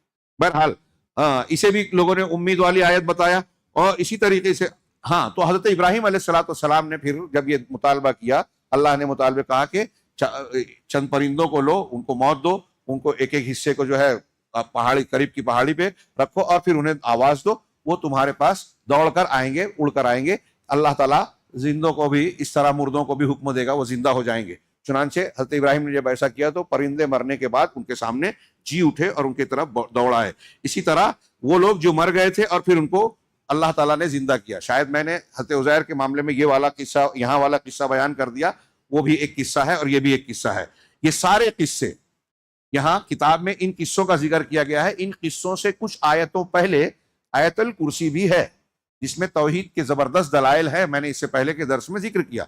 उनको और इनको पढ़िए, तो इनके पढ़ने से हमारी तौहीद मजबूत होती है, दिलों को कुव्वत मिलती है, अल्लाह पर भरोसा बढ़ता है, उसकी कुदरत के निशानात मिलते हैं, अल्लाह रब्बुल आलमीन की उलूहियत और रुबूबियत पर हमारे यकीन में इजाफा होता है। और ये यकीन जैसे जैसे एक बंदे के दिल में बढ़ता है, उसको सुकून मिलता है, उसके ईमान को मजबूती मिलती है। यहाँ एक नुक्ता इन्होंने ये बयान किया कि इस्लाम कोई भी चीज अगर हराम करता है दुनिया में हमारे यहाँ कुछ लोग सवाल करते हैं कि अरे स्टॉक एक्सचेंज में मुसलमान पैसा नहीं लगा सकते, मौलवी लोग बोल देते हराम है, बैंकिंग सिस्टम में नहीं जा सकते, मौलवी लोग बोल देते हराम है, ये नहीं कर सकते, वो नहीं कर सकते, तो करे क्या? अल्लाह तबारक व तआला की शरीयत ने हमारे मसाइल के, प्रॉब्लम्स के सॉल्यूशन का पूरा इंतजाम किया है, लेकिन हम ना माने तो अलग बात है। तो इन्होंने जिक्र किया यही कि एक तरफ रिबा को जब हराम किया तो इन्फाक, लेन देन में बढ़ोतरी और कर्ज के लेन देन को जायज करार दिया। यानी जो काम आप सूद से निकालना चाहते हैं, उस काम का बदल जायज तरीके से आप हासिल कर सकते हैं। अगर आपकी नीयत सालेह हो, आप मेहनत करें, तो इन जराए से आपको सूद के लेने देने की कोई जरूरत नहीं पड़ेगी। इसी तरह सूरह बकरा एक अकेली सूरत है जिसके अंदर پانچوں ارکان اسلام کو تفصیلی طور سے ذکر کیا گیا ہے. شہادتین کا بھی ذکر ہے، اللہ کا حق، رسول کے حقوق بیان کیے گئے، نماز کا حق ہے، زکوٰۃ، روزہ، حج، اور میں اگر اضافہ کروں تو ایمانیات کو بھی بیان کیا گیا ہے. غیب سے متعلق جو ایمانیات ہیں ان کی ساری بنیادیں اور کئی جزیات بھی اس سورہ مبارکہ میں ذکر کیا گیا. اس سورہ کے آغاز میں سب سے پہلا وصف قرآن کے لیے جو بیان کیا گیا ہے وہ یہ کہ لا ریب فیہ، اس میں کوئی شک نہیں ہے. یعنی قرآن پورا کا پورا یقینی امر پر مشتمل ہے، اس کے کسی معاملے میں کوئی شک کی گنجائش ہے ہی نہیں. اور یہ مومنین کی طرف یہ سب سے زیادہ مضبوط چیلنج ہے قرآن کی طرف سے جو غیر مومنوں کو، غیر مسلموں کے لیے پیش کرتا ہے قرآن. الف لام میم، یہی حروف ہے، انہی حروف سے بنے ہوئے الفاظ تم بولتے ہو، تو قرآن الف لام میم بول رہا ہے تو بتاؤ کیا معنی ہے؟ نہیں بتا سکتے. چیلنج ہے یہ. اور پھر جو آگے کتاب بیان کی جا رہی ہے 6000 آیتیں، ان میں سے کوئی ایک آیت ایسی نہیں ہے جس میں شک و شبہ کی گنجائش ہو. یہ چھوٹی بات نہیں ہے. قرآن نے بار بار چیلنج کیا عرب والوں سے، اس کے جیسا کلام لا کے بتاؤ اگر شک ہے، تم کو لگتا ہے محمد صلی اللہ علیہ وسلم کا کلام ہے، تو محمد تمہارے درمیان پلے بڑے ہیں، امی ہیں، تو جب وہ بنا سکتے ہیں تو تم بنا سکتے ہو. تم کو تو بہت گھمنڈ ہے، فخر ہے اپنی زبان دانی پر، تو بہت فخر کیا. 6000 آیتوں میں کوئی ایک آیت ایسی نہیں آپ بتا سکتے جس میں کوئی خامی ہو، عربی زبان کے اعتبار سے قاعدے کے خلاف ہو، یا اس میں جو معلومات دی گئی ہے وہ معلومات کوئی کمزوری رکھتی ہو. اس میں جو سائنسی باتیں، فلکیاتی باتیں، انسانی جسم کی باتیں، ہدایت کی باتیں، حقوق کی باتیں، والدین کا حق، بیٹوں کا حق، اور تشریعات اور احکامات بیان، کہیں کوئی لوپ ہول، کوئی جھول، کوئی خامی، کوئی کمزوری بتا ہی نہیں سکتے آپ. 1400 سال گزر گئے، کئی لوگوں نے کوششیں کی کہ قرآن میں کوئی نحوی صرفی غلطی نکالیں، کئی لوگوں نے کوششیں کی کہ قرآن کے جیسا کچھ کلام بنا کے دکھائیں. آخر میں بڑی محنت و مشقت کے بعد ہر کوشش کرنے والے نے بالآخر اعتراف کیا کہ یہ اللہ کا کلام ایسا ہے کہ ہم اس جیسا کوئی قرآن پیش ہی نہیں کر سکتے. اگر شک کرنے والے، کفر کرنے والے قرآن کے اس معجزے کو مختلف پہلوؤں سے اگر صرف اس پر غور کر لیں تو وہ ایمان لے آئیں. اور پوری اسلامی تاریخ میں بہت بڑی تعداد ایسی ہے جو قرآن کو پڑھ کر، قرآن کی چند آیتوں کو، بلکہ بعض مرتبہ تو ایسا ہوا کہ ایک غیر مسلم نے قرآن کی ایک آیت سنی اور اس کو دل بدل گیا اور پھر اس نے تحقیق کی، اسلام قبول کر لیا. ایسی مثالیں بھری پڑی ہیں پوری تاریخ میں. اس طریقے سے اس قرآن کے اس کے آغاز میں پہلی صفت اللہ تبارک و تعالیٰ نے متقیوں کی بتائی کہ یہ غیب پر ایمان رکھتے ہیں. اور قرآن کے آخر میں بتایا کہ آمن الرسول بما انزل الیہ من ربہ والمؤمنون کلنا، کہ شروع میں بھی بتایا کہ ایمان والوں کی امتیازی شان ہے کہ غیب پر ایمان رکھتے ہیں، اور آخر میں بھی ان کے ایمان کا تذکرہ کیا. اس سے پتہ چلا کہ سب سے اہم چیز اس پوری سورے میں جتنے بھی احکامات اور تفصیلات ہیں ان میں ابتدا اور انتہا میں عقیدے کا ذکر ہے. پتہ یہ چلا کہ اعتقاد سب سے اہم ہے، اور اعتقاد دراصل عقیدہ جو ہم اختیار کرتے ہیں وہ ہمارے دل کا عمل ہوتا ہے. ہمارے دل میں کیا ہے، اور دل جو ہے وہ اللہ رب العالمین کے دیکھنے کا مرکز ہے. اللہ چہروں کو، جسموں کو نہیں دیکھتا، دلوں کو دیکھتا ہے. لہٰذا ہمیں اس کی اصلاح اور دل میں صحیح عقیدہ پیدا کرنے، مضبوط بنانے کی کوشش کرنا چاہیے. دعا دی کہ اے اللہ ہمارے دلوں کو درست کر دے اور ہمارے دلوں کو قلب سلیم بنا دے. اللہ تبارک و تعالیٰ نے اسی طرح اس سورے میں معلوم پڑتا ہے کہ انسان کو اللہ نے علم کے ذریعے سے فضیلت بخشی. وَعَلَّمَ آدَمَ الْأَسْمَاءَ كُلَّهَا. اسی طرح قرآن میں کہا خلق الانسان علمہ البیان. آدم کو اللہ نے علم سکھایا اور پھر اس کے بعد فرشتوں کو سجدے کا حکم دیا. معلوم یہ ہوا کہ جو علم میں اونچا ہوگا دنیا اس کے سامنے جھکے گی. وہاں فرشتوں کو اللہ نے حکم دیا. دنیا میں بھی دیکھیے جس کے پاس ٹیکنالوجی اور دوسری چیزیں ہوتی ہے، کسی نہ کسی شکل میں لوگ اس کے سامنے جھکتے ہیں. تو اسی طرح اللہ نے کہا کہ انسان کو پیدا کیا اور اسے البیان کو سکھایا. دنیا میں بہت سی مخلوق ہے، جانور ہے، پیڑ پودے ہیں، بیان وہ نہیں کر پاتے جو انسان. کچھ بولیاں بھی ہے جانوروں میں چلتی ہے، قرآن نے بھی اس کا ذکر کیا، لیکن زبان و بیان کا جو سلیقہ ہے، قاعدے کے ساتھ اپنے معافی ضمیر کا اظہار ہے، وہ صرف انسان کو ملا ہے. اور اسی کے ذریعے سے صحیح غلط کو صحیح غلط کہہ سکتا ہے، بیان کر سکتا ہے، سمجھا سکتا ہے، علم میں اضافہ کر سکتا ہے. اللہ تعالیٰ نے اپنے نبی موسیٰ علیہ السلام کے بارے میں یہ دعا میں ایک ذکر کیا کہ اعوذ باللہ ان اکون من الجاہلین، کہ میں اللہ کی اس بات سے پناہ چاہتا ہوں کہ جاہلوں میں سے بن جاؤں. یعنی ہمیں یہ دعا کرتے رہنا چاہیے کہ جاہلوں میں نہ بن جائیں. اور حضرت موسیٰ علیہ السلام ہی کا قصہ قرآن میں ہے کہ اللہ تعالیٰ نے بتایا کہ تم ہمارا فلاں بندہ خضر علم والا ہے، تو یہ نبی ہوتے ہوئے علم حاصل کرنے خضر کے پاس گئے جن کا درجہ ان سے کم تھا. یہ علم کی اہمیت کے لیے بڑی شاندار بات ہے. قرآن مجید میں سورہ کہف میں ان کا واقعہ مذکور ہے. اسی طرح نبی صلی اللہ علیہ وسلم کو اللہ نے دعا سکھائی وقل رب زدنی علما، کہ آپ یہ کہا کیجئے کہ پروردگار میرے علم میں اضافہ کر. چنانچہ علم میں بھی بہت سارے علوم ہیں، انجینئرنگ ہے، ڈاکٹری ہے، فلکیات ہے، آئی ٹی ہے، ابھی اے آئی ہے، اور یہ ہے. ہم دیکھتے ہیں کہ اے آئی اور یہ جدید ہے تو اس میں زیادہ پیسہ ہے اس لیے زیادہ اہم ہے، لیکن علم وہ زیادہ اہم ہے جو انسان کی زندگی کے لیے سب سے زیادہ ضروری اور سب سے زیادہ مفید ہو. اس میں سب سے زیادہ اہم علم دین ہے. علم دین میں سب سے زیادہ اہم علم عقیدہ اور علم توحید ہے. چنانچہ اللہ کی معرفت، اللہ کے دین اور اس کے عقیدے کی معرفت، یہ چونکہ اللہ تعالیٰ کائنات کا خالق ہے، اس کو جب بندہ جانے گا تو یہ جانے گا کہ اللہ نے ہم کو پیدا کیوں کیا ہے. اب یہاں اسی سورے میں، یہ میں تیزی سے گزر رہا ہوں، تھوڑا سا مضمون باقی ہے، آج وقت زیادہ ہو رہا ہے، کہ بندے کی توبہ دو چیزوں سے جڑی ہوئی ہے. ایک تو یہ کہ اللہ تعالیٰ ہمیں توبہ کی توفیق دے. چنانچہ اللہ نے حضرت آدم علیہ السلام کی توبہ کے تذکرے میں کہا فَتَلَقَّىٰ آدَمُ مِن رَبِّهِ کلمات، اللہ نے آدم نے اپنے رب کی جانب سے کچھ کلمات حاصل کیے. یعنی توبہ کی توفیق اور کلمات بھی اللہ نے سکھائے انہیں، توفیق اللہ کی طرف سے ملے. اور پھر قبول توبہ، اللہ نے کہا فَتَابَ عَلَيْهِ إِنَّهُ هُوَ التَّوَّابُ الرَّحِيمُ، اللہ نے ان کی توبہ کو قبول کی. ہمیں دعا کرنی چاہیے کہ اللہ ہمیں توبہ کی توفیق بھی دے اور توبہ کو قبول کرے. قرآن میں یہ بات بہت کثرت سے بیان کی گئی ہے، اور یہ اللہ تبارک و تعالیٰ کی رحمت کی کشادگی بیان کرتی ہے کہ وہ ارحم الراحمین ہے، وہ بندوں پر کتنا مہربان ہے. اسی طریقے سے قد ترى وتسمع کہ کبھی کبھی آپ دیکھتے ہیں کہ انسان کوئی ایسی چیز سنتا ہے، ایسے مواقف سنتا ہے کہ انسان کی عقل اسے قبول نہیں کرتی. کچھ ایسی باتیں ہمارے سامنے آتی ہے کہ کہتے ہیں ارے یہ بات سمجھ میں نہیں آتی، عقل میں نہیں آتی، اس کا انکار کرتا ہے. تو ہم کئی ایسی چیزیں سوچتے ہیں کہ بھئی انسان کوئی جانور اور حیوان کیا کرے گا، انسان بھی نہیں کرے گا. تو اس ضمن میں ایک چیز کہ تو اس میں تعجب کی بات نہیں ہے. اللہ رب العالمین کی قدرت ایسی ہے کہ ہمارا علم بہت ساری چیزوں تک پہنچ نہیں پایا ہے. اللہ تبارک و تعالیٰ نے اس سورہ مبارکہ میں پہلے ہی جز میں پتھروں کے بارے میں کہا کہ کچھ پتھر ایسے ہیں جو اللہ کے خشیت سے لڑک جاتے ہیں، پھٹ جاتے ہیں. ثم قست قلوبکم من بعد ذلک فہی کالحجارۃ او اشد قسوہ، پھر تم میں سے تمہارے دل سخت ہو گئے.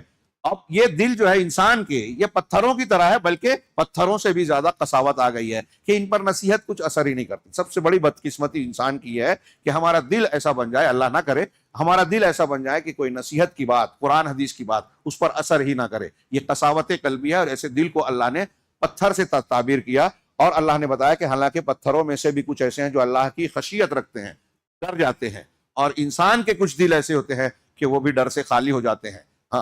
پتھر کے بارے میں یہ تصور ہمیں نہیں لگتا، اور انسان کے بارے میں یہ تصور عجیب و غریب ہے. قال تعالی، اسی طرح اللہ تبارک و تعالیٰ نے آدم علیہ السلام اور ان کی بیوی سے کہا یا آدم اسکن انت وزوجک الجنہ، آپ اور آپ کی بیوی جنت میں سکونت اختیار کریں. میں اس کو شارٹ میں کہہ رہا ہوں، سکونت کے معنی میں رہائش کے دوسرے الفاظ استعمال نہیں کیے، گویا اس میں خود اس بات کا اشارہ تھا کہ حضرت آدم اور حضرت حوا علیہ السلام کو جو اللہ نے شروع میں جنت میں ڈالا تو یہ عارضی قیام تھا، اسی لیے سکونت کا لفظ استعمال کیا گیا. ایک قرآن کی آیت انہوں نے ذکر کی سورہ بقرہ کی آیت نمبر 101، اور اس کے بعد کہ جب بنی اسرائیل کے پاس وَلَمَّا جَاءَهُمْ رَسُولٌ مِّنْ عِندِ اللَّهِ مُصَدِّقٌ لِمَا مَعَهُمْ نَبَذَ فَرِيقٌ مِّنَ الَّذِينَ أُوتُوا الْكِتَابَ، کہ ایک آیت پیش کی. اس میں یہ ہے کہ جب اہل کتاب کو اللہ تعالیٰ کی جانب سے شریعت اور کتاب دی گئی تو اپنی اللہ کی کتاب کو انہوں نے پسے پشت ڈال دیا. غور سے سنیے، بڑا پیارا نقطہ بیان کیا ہے. جو کتاب اللہ ملی تھی اس کو چھوڑ دیا، اور کیا کیا؟ وَاتَّبَعُوا مَا تَتْلُو الشَّيَاطِينُ عَلَىٰ مُلْكِ سُلَيْمَانَ، اور جو شیاطین جو تلاوت کرتے تھے، پڑھتے تھے، ان کو سمجھاتے تھے، اس کی اتباع کی. اللہ کی کتاب کو چھوڑ دیا، شیطان کے بات کے پیچھے پڑ گئے. تو اس کے نتیجے میں عبد الرحمن بن ناصر السعدی بڑی پیاری بات کا استعمال کر کے، جو اللہ کی بات کو چھوڑتا ہے وہ شیطان کے پیچھے شیطان کا شکار بنتا ہی ہے. تو اسی لیے کہا کہ جو رحمان کی عبادت کو چھوڑتا ہے وہ بتوں کی عبادت، اوثان کی عبادت میں مبتلا ہو جاتا ہے. جو شخص اللہ کی اطاعت کے کاموں میں، نیکی اور اسلام کے کاموں میں اپنا پیسہ خرچ نہیں کرتا، وہ شیطان کی اطاعت میں اپنا پیسہ خرچ کرتا ہے. اب دیکھیے کہ جو مسجد میں، مدرسے میں، صدقہ و خیرات میں بیوہ یتیم و مسکینوں پر رحم نہ کھاتے ہوئے خرچ نہیں کرتا، وہ نشے میں خرچ کرتا ہے، شوق میں خرچ کرتا ہے، کرکٹ دیکھنے کے لیے، ٹی وی دیکھنے کے لیے، بلا وجہ بھاری سے بھاری موبائل اور ایسی مشینیں جس سے کوئی فائدہ نہیں ہے، ایسی بہت ساری چیزوں جگہوں میں خرچ کر کے وہ اپنے آپ کو جو ہے سکون دینے کی کوشش کرتا ہے. یہ شیطان کے راستے میں خرچ کرتا ہے، جو اللہ کے راستے میں خرچ نہیں کرتا. اسی طرح جو اپنے پروردگار کے سامنے نہیں جھکتا، اپنے رب کے بات کو نہیں مانتا، جھکتا نہیں، عاجزی اختیار نہیں کرتا، تو وہ بندوں کے سامنے جھکتا ہے. جو اللہ سے نہیں ڈرتا وہ بندوں اور مخلوقات سے ڈرتا ہے. جو شخص حق کو چھوڑتا ہے وہ باطل میں مبتلا ہو جاتا ہے. قرآن آ گیا، حدیث آ گئی، نہیں مانی تو آپ باطل میں پڑھنا ہی پڑھنا ہے. اسی طرح یہود نے جب اللہ کی کتاب کو پس پشت ڈالا تو اس چیز کی اتباع کی جو شیاطین پڑھتے تھے. اسی طریقے سے یہ اللہ تعالیٰ کی سنت قدریہ ہے اور اللہ کی حکمت الہیہ ہے. ان کے ضمن میں سیکنڈ لاسٹ ایک چیز انہوں نے بیان کی کہ قرآن میں اللہ نے کہا یا ایھا الناس اعبدوا ربکم. سورہ بقرہ میں پہلا حکم جس کا میں نے ذکر کیا کہ اے لوگو اپنے پروردگار کی عبادت کرو جس نے تم کو اور تم سے پہلے کے لوگوں کو پیدا کیا. ہاں، اور پھر آگے کی آیتوں میں پڑھیے تو کہہ رہے ہیں کہ یہ آیت تمام مخلوق کو اللہ کی عبادت کی طرف دعوت دیتی ہے دو طریقے سے. یعنی آپ دعوت، نوجوان نوٹ کریں اسے، کہ آپ اگر کسی کو دعوت دے رہے ہیں تو قرآن کی سورہ بقرہ توحید کی، اللہ کی عبادت کی طرف جب لوگوں کو بلا رہی ہے تو دو چیزیں اس میں آگے کی آیتوں میں بیان کیا. پہلا کیا ہے کہ اللہ تعالیٰ نے جو ان کو پیدا کیا اور آسمان و زمینوں کو پیدا کیا، بارش برسائی جس کے ذریعے سے لوگوں کی روزی کا انتظام کیا. یہ اسی آیت کے آگے کی آیتوں میں ہے. ہاں، کہ اللہ نے ان ساری چیزوں کو تم کو دیا تو ان کو بتایا کہ جب اللہ نے یہ ساری چیزیں احسانات تم پر کیے ہیں تو تم اللہ کی عبادت کرو. اور دوسرا یہ ہے کہ اللہ تبارک و تعالیٰ کی ملاطفت، کہ وہ اس کا رحم، اس کا انعام، اس کا کرم تمہارے اوپر ہر وقت ہے. تو اس کے رحم و کرم کا یہ تقاضا ہے کہ آپ اللہ کے حقوق کا خیال کریں. ہر ایک کا خلق ہے، آپ کے ساتھ کوئی، آپ بھوکے ہیں، کسی نے کھانا کھلایا تو آپ اس کے ساتھ اس کا احسان مانتے ہیں کہ نہیں؟ ہاں، ایک کافر بھی ماں باپ کو ماں باپ کی حیثیت سے عزت کی نظر سے دیکھتا ہے، الا یہ کہ کوئی برگشتہ ہو جائے. کیوں؟ اس لیے کہ وہ جانتا ہے کہ ان کا مجھ پر احسان ہے. تو سوچئے کہ جب رب ہے، وہ اس نے پیدا کیا، روزی دی، آکسیجن دیا، کپڑا دیا، رشتے دیے، گھر دیا، تو اس کے کتنے احسانات ہیں. ان آیتوں میں اللہ رب العالمین نے ان احسانات کا ذکر کر کے کہا کہ ان انعام اور احسان کے حقوق کا لحاظ کر کے اللہ کے حق کا. تو پہلے اللہ نے ان کے پالنے پوسنے پیدا کرنے کا ذکر کیا، ان کے آباء و اجداد کے پیدا کرنے کا ذکر کیا پہلی دلیل کے طور پر، اس لیے کہ اللہ تعالیٰ خالق ہے اور جو خالق ہے وہی مستحق ہے کہ عبادت کیا جائے. پھر اللہ تبارک و تعالیٰ نے اس چیز کا ذکر کیا جو بندوں پر انعام کیا ہے، اس لیے کہ منعم، انعام کرنے والا، نعمت دینے والا اس بات کا حقدار ہے کہ اس کی عبادت کی جائے اور اس کا شکر ادا کیا جائے. لیکن ہمارے علماء سلف میں سے کسی نے ایک بڑا پیارا جملہ کہا کہ آج لوگوں میں سے اکثریت کا حال یہ ہے کہ نعمت کی اہمیت کو جانتے ہیں، نعمت دینے والوں کو بھول جاتے ہیں، دینے والے کو، یعنی اللہ کو فراموش کر دیتے ہیں. اسی طریقے سے اللہ تعالیٰ کے اس معاملے میں اس قول پر نقل کیا، اللہ تعالیٰ نے کہا جعل لکم رزقا لکم، اللہ نے تمہارے لیے پیدا کیا آسمان و زمین کو اور فلاں کو، تمہارے لیے آسمان سے بارش اتاری تاکہ اس کے ذریعے تمہارے لیے رزقا لکم، تمہارے لیے روزی پیدا کرے. کتنا رب کریم کا کیسا لطف ہے، محبت ہے. رحمان اپنے بندوں سے کہہ رہا ہے کہ تمہارے لیے پیدا کیا، تمہارے لیے بارش برسائی، تمہارے لیے دنیا کی نعمتوں کو جو ہے پھیلایا. آخری بات جو کہی، المقصود الاعظم من هذه الآیہ، اس آیت کا مقصود اعظم اللہ تعالیٰ کی توحید کا حکم دینا ہے. میں بات ختم کرنے سے پہلے جو میں نے پڑھا تھا سورہ بقرہ کی آخری آیت، کہ اللہ تعالیٰ نے اس سورہ میں دین کے تمام بنیادی معالم کو، بنیادوں کو، ارکان کو اور بہت سارے جو ضروری احکامات ہیں ان سب کو ذکر کیا. اہدنا الصراط المستقیم کے جواب میں ہم نے رب العالمین کہا تھا.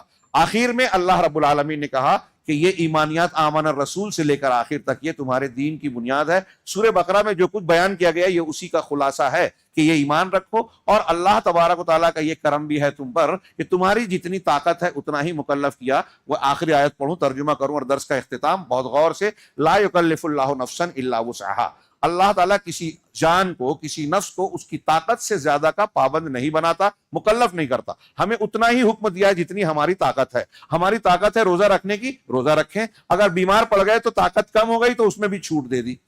گندگی آ گئی خواتین کو حیض کی نفاس کی حالت میں تو اس میں بھی چھوٹ دے دی کہ بعد میں پورا کر لیجئے. نماز کو بعد میں بھی نہیں کرنا ہے، روزہ بعد میں رکھنا ہے. ہاں، بیمار ہے، مریض ہے، مسافر ہے، ہاں، پانی نہیں ہے تو بغیر پانی کے طہارت حاصل کرنے کا طریقہ بتایا.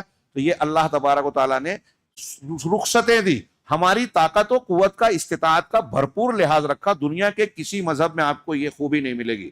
تو اللہ کہہ رہا ہے لا یکلف اللہ نفسا الا وسعها. یہ پوری شریعت اور احکامات بیان کرنے کے بعد اللہ کہہ رہا ہے کہ اللہ کسی نفس کو اس کی طاقت سے زیادہ کا بوجھ نہیں دیتا. لہا ما کسبت وعلیہا ما اکتسبت.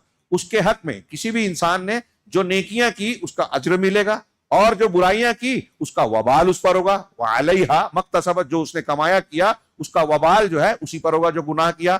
ہاں، پھر اس کے بعد دعا سکھائی جامع، ہاں، کہ ہم یہ سب سورہ بقرہ کی یہ سارے احکامات کو ہم نے پڑھا.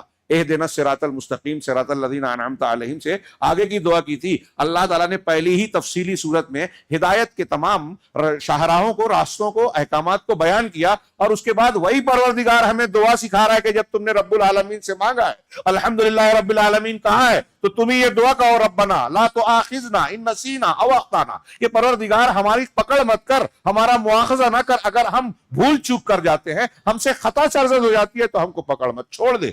لا تؤاخذنا ان نسینا او اخطانا. اللہ کے رسول کہتے ہیں کہ جب بندہ یہ دعا کہتا ہے، اللہ کہتا ہے میں نے قبول کیا. پھر کہتا ہے ربنا ولا تحملنا ما لا ربنا ولا لا تحمل علینا اسرا کما حملته علی الذین من قبلنا.